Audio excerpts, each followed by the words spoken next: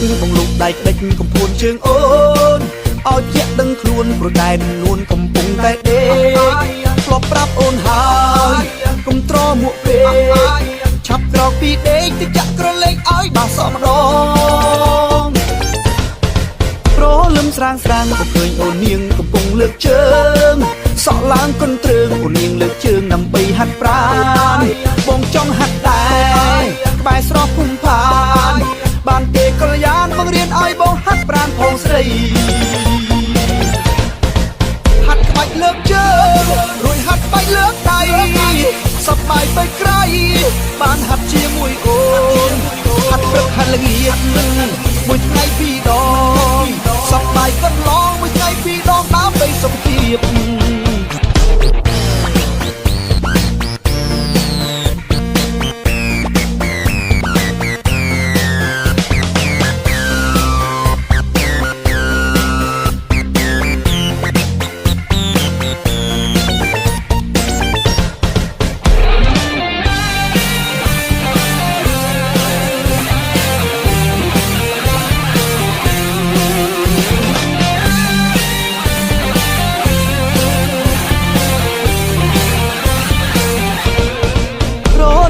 ស្រេចបងលោកដៃក្តិចកំពួនជើងអូ